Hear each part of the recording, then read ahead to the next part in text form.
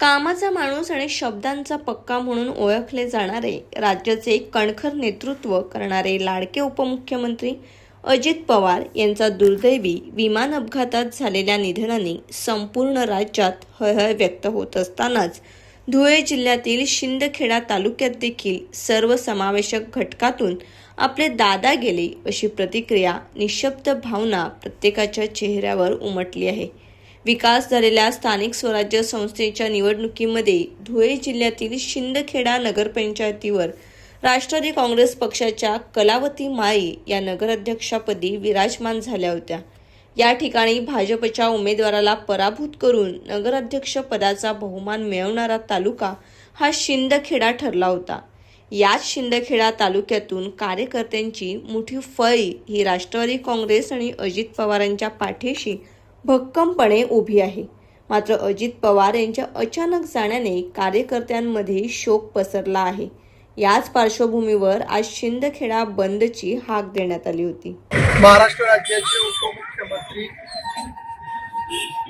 कैलासवासी अजितदादा पवार यांचं जे काल अपघाती निधन झालेलं आहे, याच्याकरता शिंदखेडा शहराने उत्स्फूर्तपणे बंद पाळलेला आहे. लोकनियुक्त नगराध्यक्ष कलावती माळी, गटनेते राकेश भाऊ माळी, सर्व नगरसेवक आम्ही आवाहन केल्यानंतर, विनंती केल्यानंतर शिंदखेडा शहरामध्ये दादांना श्रद्धांजली म्हणून नागरिकांनी उत्स्फूर्तपणे बंद पाळलेला आहे. सर्व नागरिक या दुःखामध्ये सहभागी आहेत. आज शिंदखेडा शहरामध्ये राज्याचे मुख्यमंत्री, उपमुख्यमंत्री सन्माननीय अजितदादा पवार हे आज आपल्यात पडद्यावर झाले आहे.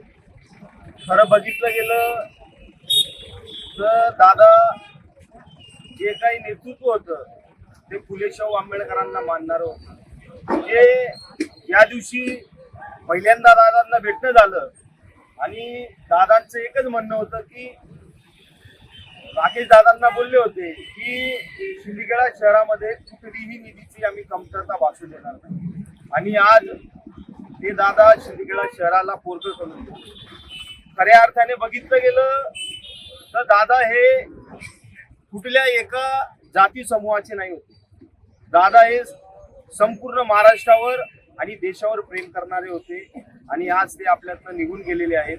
आणि शिंदखेडा शहर व वंचित बहुजन आघाडी असेल, आंबेडकरी जनसमुदाय असेल व शिंदखेडा शहरातील सर्वच ग्रामस्थ असतील, त्यांच्या वतीने मी श्रद्धांजली अर्पण करतो.